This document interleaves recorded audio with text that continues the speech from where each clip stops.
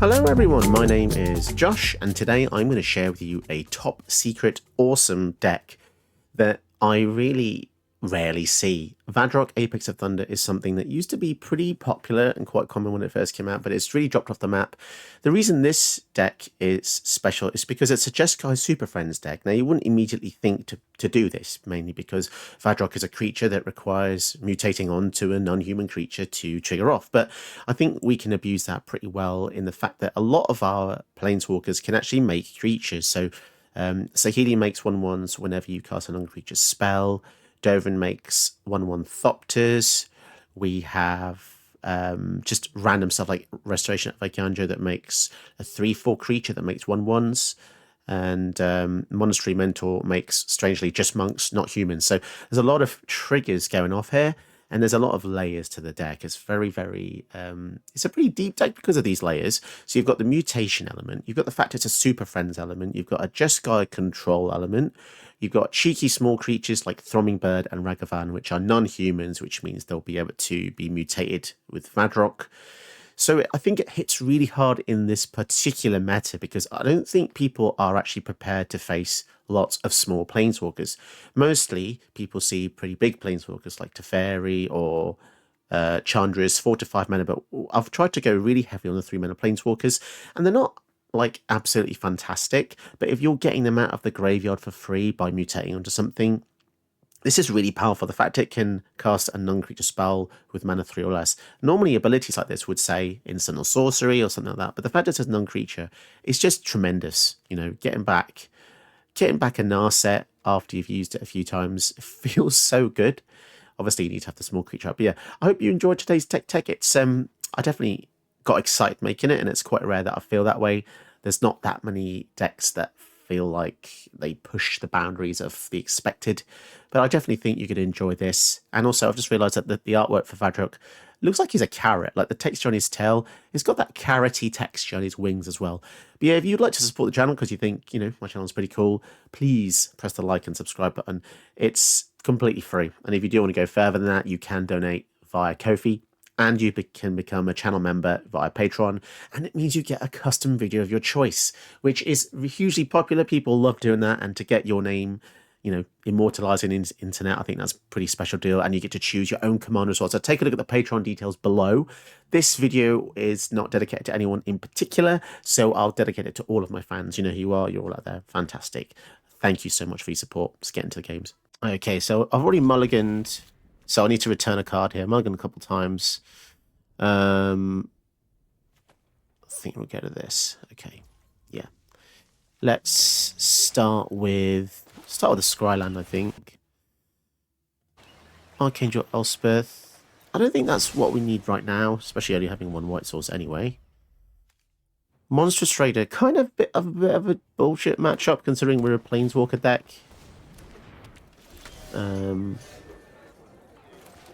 Feels a bit weird. Sometimes you like make the perfect deck just to try something new, and then suddenly the opponent's playing the exact counter for it. So there is that as well. I think we probably go for a Surveil Land. See what we've got on top. Teferi. Okay, I mean, if we get the Planeswalker out early, maybe that's okay.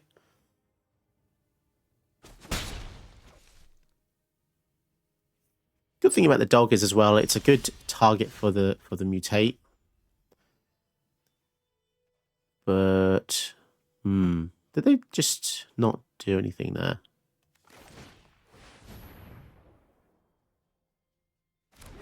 Strange. Well, okay, fine. We'll start putting stuff in the graveyard with Teferi, and this is actually nice to draw, discard. I'm so confused to what the opponent's doing here. Holding priority for no reason, maybe? Not sure. Sarith. Okay.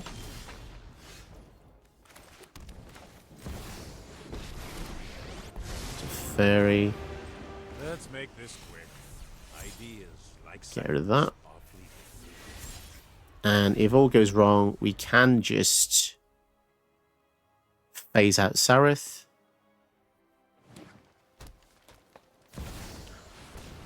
Ojaka's Lamb.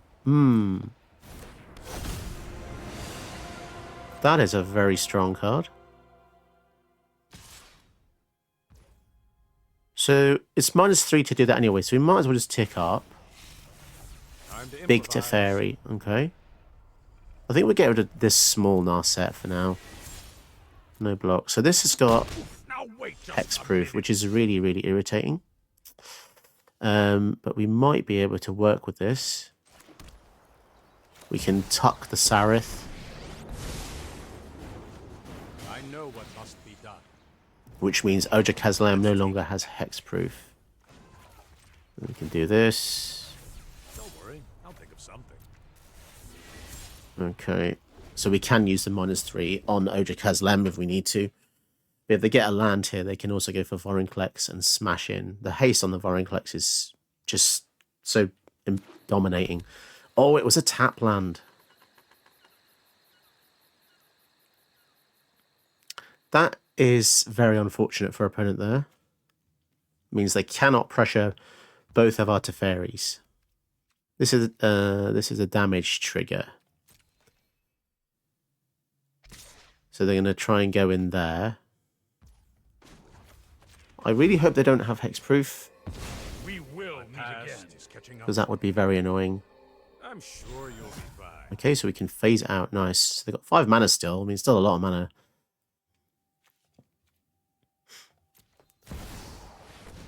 And of course, it's another Vivian. It's almost like they've got their own version of a Planeswalker build.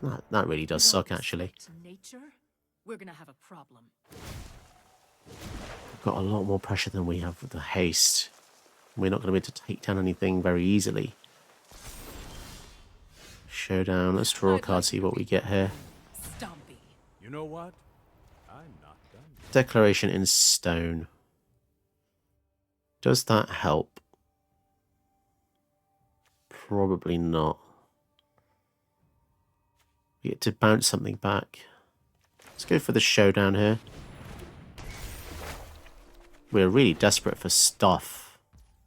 Okay. Lightning Bolt and a Serum Snare.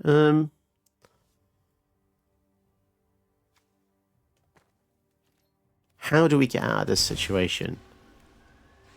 How do we get out of this situation? I don't think we do. We can't kill the Oja.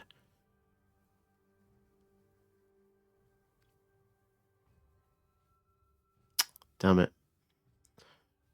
Can we...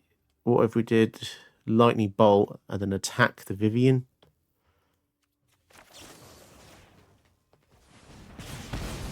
Yeah, it's a shame. We can... Okay, so at least now they can't tutor I'm tougher than you think. for something big when they go for the Vorinclex, but yeah. We may lose the Teferi depending on what happens here. If they do go for the Vorinclex, they should do it before they use Vivian. We'll see. Great Henge. 1, 2, 3, 4, 5, 6. Yeah, that means they get Vorinclex with 2 counters and draw a card. Ugh, that's so gross. And they get to use Vivian as well. Come on, man. So gross. Every day is a new mutation. Where are they going in with these creatures, though? So basically what they're saying is we need a board wipe.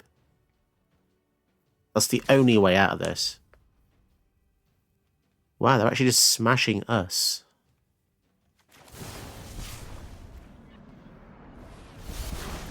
That's interesting. So we take 8, go to 12. Okay. We can deck and stone the Vorinclex as well. So that's definitely going to happen.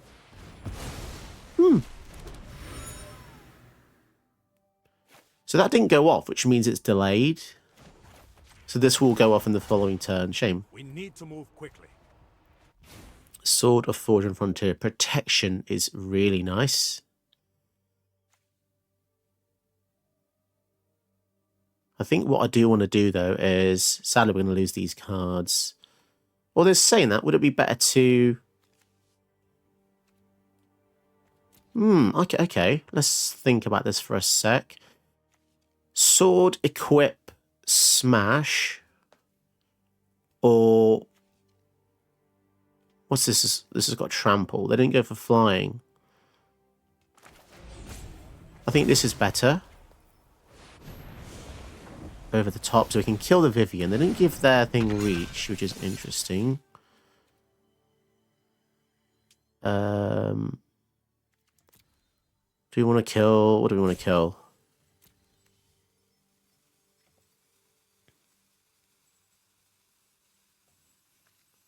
Bounce the Great Henge.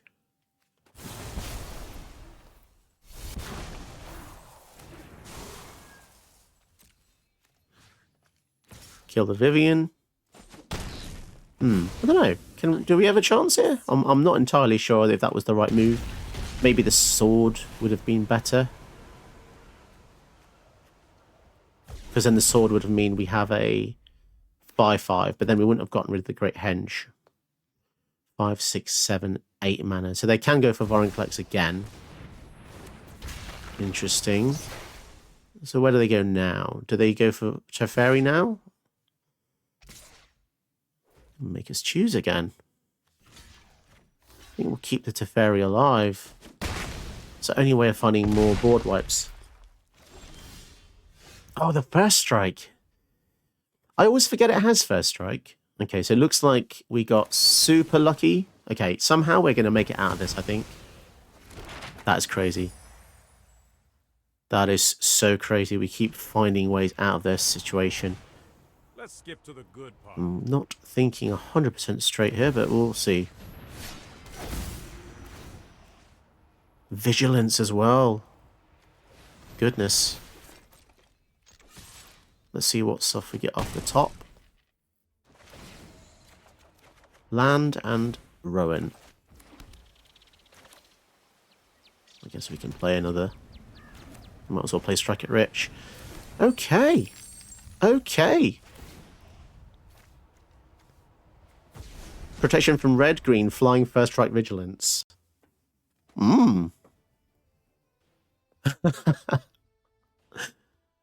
how are they going to kill this?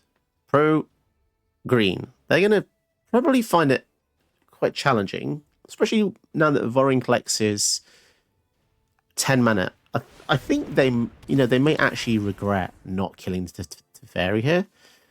I see their logic going for us directly, that considering we're only on 6. And if they do have, if Vorinclex does come out again, we are going to be in trouble. So now we get even more damage going through. Let's see what we get. Keep up the pace. A Braid. Sadly, Ochre Jelly is hexproof. Well, let's go in. See what we hit off the top. 17. Oh my goodness gracious me. That is quite the hit. So we're going to gain life. 5 damage.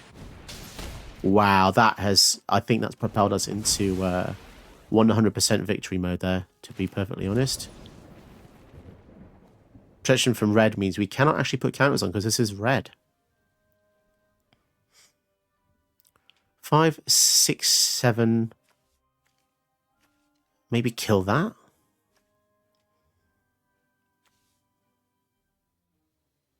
I don't know what to do now. I've got so many options. Or maybe we could go for the Dovin.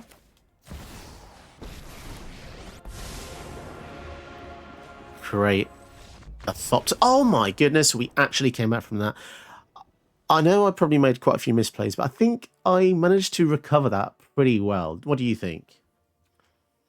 I think I'm going to keep this hand because the opponent goes first anyway. The Law Hound does get us a land, and we do have a Surveil trigger here. So let's just hope we get some bonus lands as well. That would be good. And we did. We got lucky there. Especially because we do need 2 planes, and the Loyal Warhound will get us that. And also ramping into Inspired Ultimatum is going to be nice. Rivaz of the Claw, I think we can just safely exile that. We don't want them getting ramp or resurrecting dragons. That's what that guy wants to do. I think let's diversify our threats, to be honest. Let's create a Thopter. I stand on the shoulders of giants. I could have gone for the Loyal Warhand there, but it's not as exciting as going for a Planeswalker. The fact that Dovin can give us 1, 2, 3 Thopters is super nice. 1 Power Stone. That can get them into some really big things there.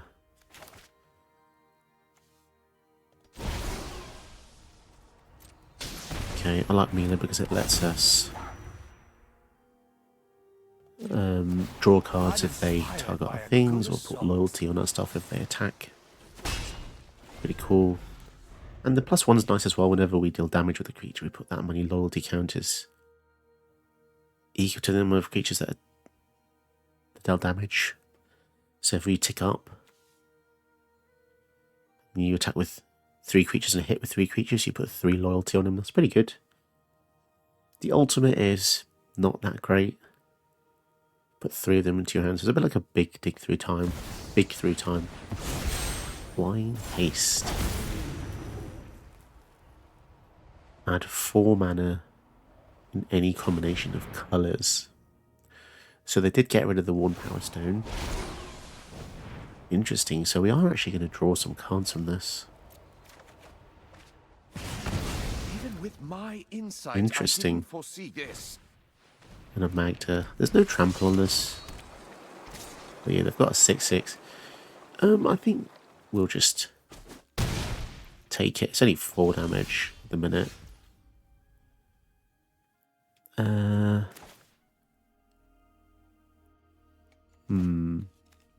1 damage to any target. That is going to get annoying. 6 toughness is a bit big for the ultimatum as well. Any target. Maybe we diversify our threats a bit. I still think we want to go for the Loyal Warhound here. Slightly annoying because we don't have the extra right to do anything else like Basri or Ascendancy, but Are they your memories? so we could just create an illusion. The thing is, with Mila, we can get so many blockers, so many cards. Sorry.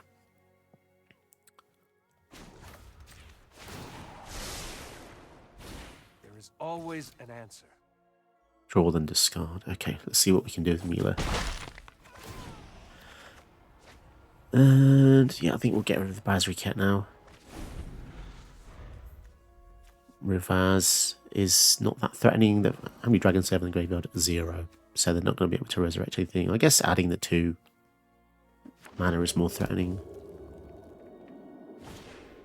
They're going to go for it anyway. Okay. And where are they going to attack? With the Realm Scorcher. So they attack the Planeswalker, we get loyalty. Oh, I love Mila. It does so many things here.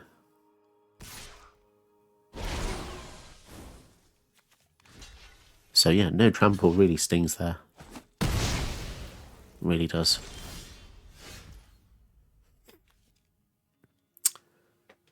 Any removal? Swords? Maybe we just get the swords out here.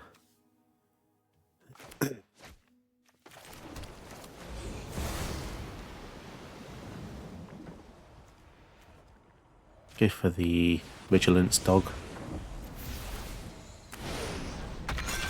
Yeah, to be honest, I think we got really lucky having an answer to pretty much everything they've done. Even go for the Ascendancy, or should we just... We could create 2 Jaces now. Yeah, let's do that. 2 Jaces is kind of crazy. Who doesn't like that? That's how you play the hand. Create a blocker with one of them. This should distract you. This is funny. Just random Jaces doing stuff. Discard a card. I think we actually discard the Teferi here.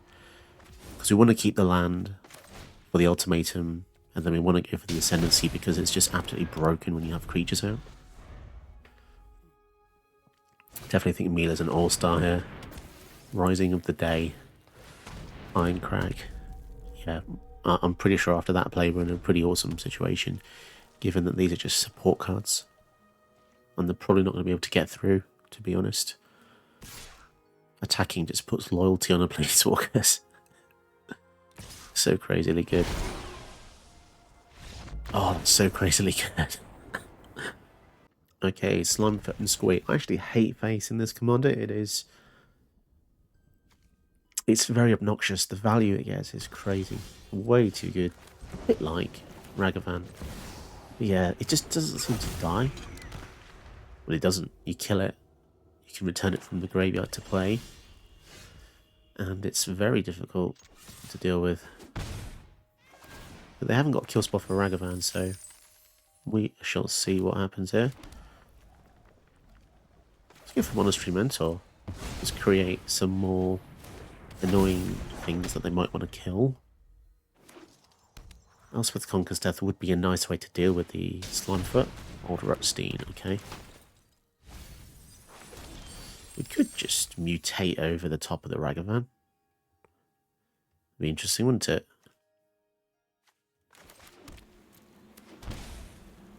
Go for Jace, tick up. I think we're actually going to take it a little bit slow here.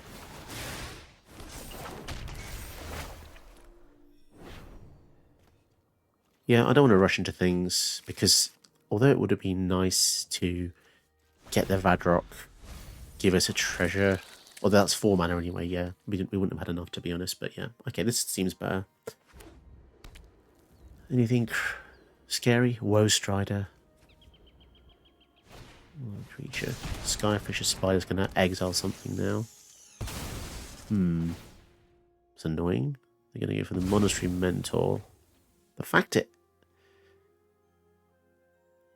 Oh, it only destroys it. Okay. I suppose we can ramp, get the planes back.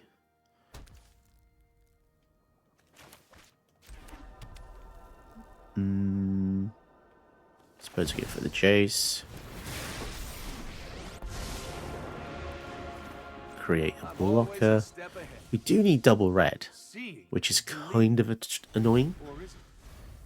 But we do have Elspeth Conquers Death we can do at the very least next turn. So we'll see what happens.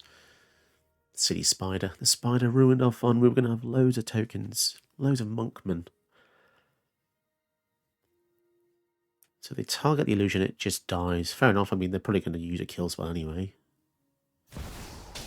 Slimefoot and Squee. Create a Saproling.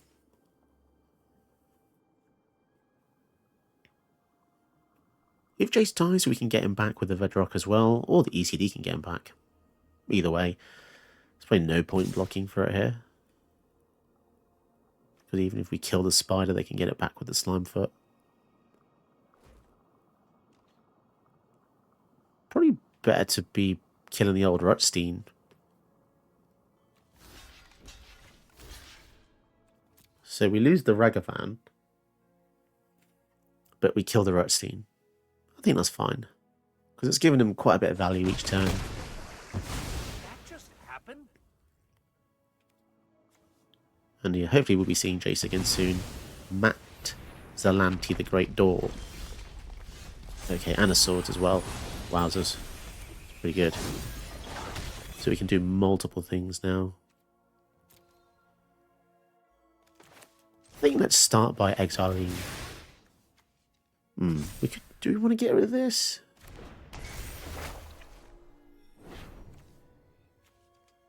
Slimefoot on the battlefield doesn't actually do anything. I think we're going to exile the Matlazani. Also, they can just recast Slimefoot and Squee. And yeah, I don't know. I feel like getting rid. They wanted to play this, so let's just get rid of that. And yeah, okay. Seems fine. This scares me. I don't want them getting loads of mana equal to permanent cards in graveyard. X number of permanent cards in your graveyard. Yeah. Okay, yeah, I don't want to be doing that. So it looks like they want this to die. So I'm not going to block. I'm not an idiot. Because if it dies, it just comes back with the Tender Shoot Dryad. And we don't want that to happen, really. Probably would have been better kept back as a blocker, because now I am more inclined to swing in with the Architect. We shall see.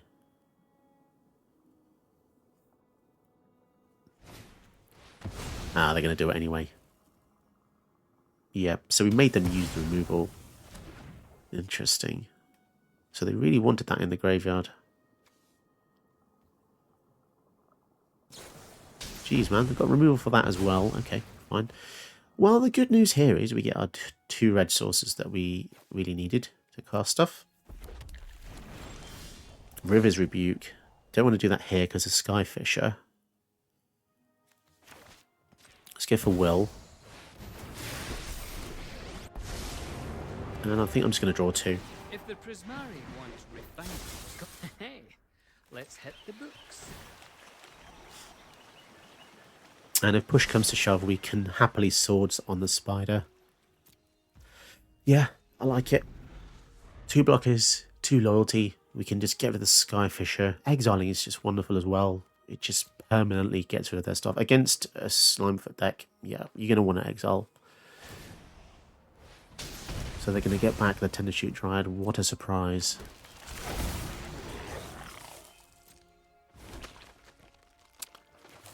So we know they're going to try and attack with that anyway, so let's just get rid now.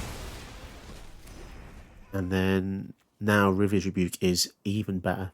And also he makes our spells cheaper as well, so yeah, they're in a not a great situation. We can get Chandra and River's Rebuke. It's my turn.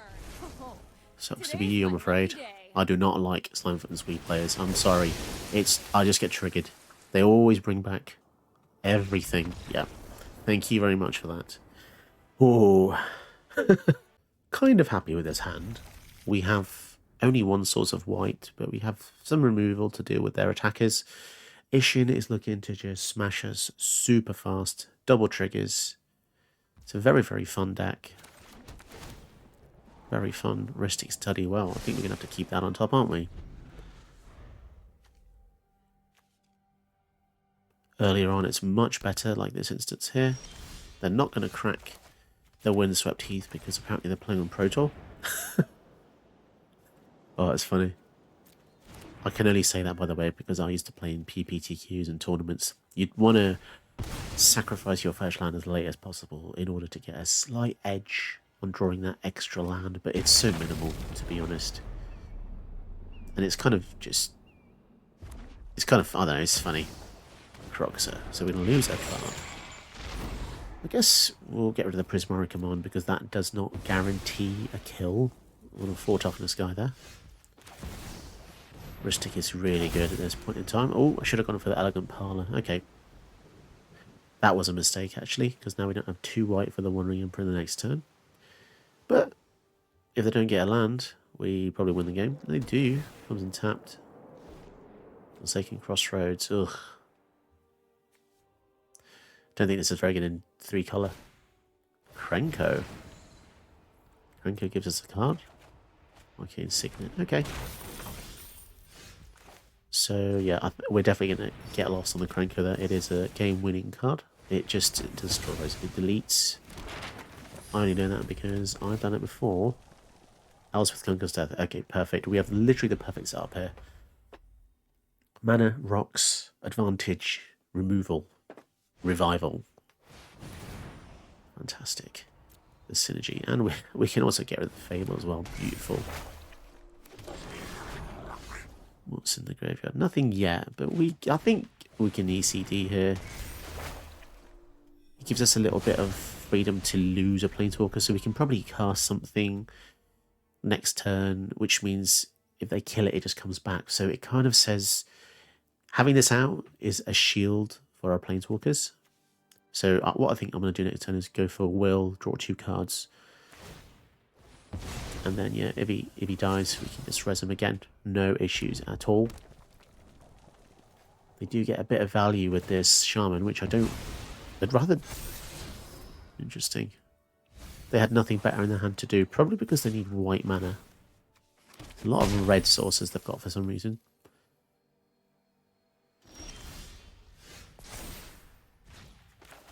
So yeah, let's see if they forfeit. What they should do is not attack the Will. It doesn't matter the occasion. Wow. Oh my goodness. And we've got the removal as well. So now there's an argument to be made to keep Will alive, because if they kill it, it will come back as Rowan. And Rowan is less versatile. So we'll see what they do before the attack step. I don't really want to give them a treasure either. So yeah, the swords might be helpful. Hellrider. Gross. Now, annoyingly, the Hellrider has an attack trigger, which deals 1 damage to...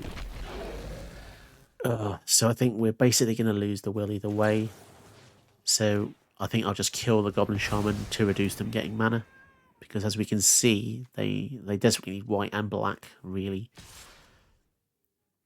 But the thing is, as I said, we're going to get our Planeswalker back as a Rowan. So it's not the end of the world. With loyalty as well. Doesn't matter the occasion. There's Lightning Helix deals with the Hellrider. Puts us straight back up. I think we'll start on the old Sarkhan train here as well. Discard the Cavern of Souls because we're not facing a blue X deck. Supreme Verdict is a nice hit too. Okay. Pretty confident. If they play a couple creatures here, the Supreme Verdict is going to work overtime, so maybe we can bait them into doing that. Or maybe they just have some kind of excellent removal spell that deals with both our... Maybe Blood on the Snow. Although they don't have any snowlands, so possibly not. Elder Spell, not something you see at all. Although Elder Spell, I think, is fringe playable. Ambergris. It's funny because some people you play, they will just give you a card every single time. And then some people you play, green players, you'll never ever draw 1 card. And yeah, this is going to really sting. So they might be able to kill Rowan here or at Sarkhan, but they're going to lose both of their guys in our turn. So I think it's not too shabby. They should definitely focus. That was a interesting attack. Oh, that was a greedy attack. They left both alive. Yeah, sadly, that was probably not the best thing to do, really. Especially now that we have yet another Planeswalker. It's going to be pretty demoralising for them to try and deal with our stuff. But they do have a Croxer. Let's discard the dog, because we're going to have more lands. Strike it rich. Now, the Strike It Rich is going to be nice to discard next turn, so we won't play it. We'll discard it to the Sarkhan, and we can still use it from the graveyard. So Flashback works really well with this guy. And you might be asking, Josh, why are you using Sarkhan without dragons? Well, it doesn't matter, because I know this guy's not a dragon, but his ultimate is pretty cool, and he's definitely a magnet. He's a magnet to be killed. And they are not going to like this, but we're going to exile the Croxer in our turn. And we can also just discard the Strike It Rich here anyway. So, works out. Oh, wow. Amazing. So, I think, yeah, we'll definitely exile this here.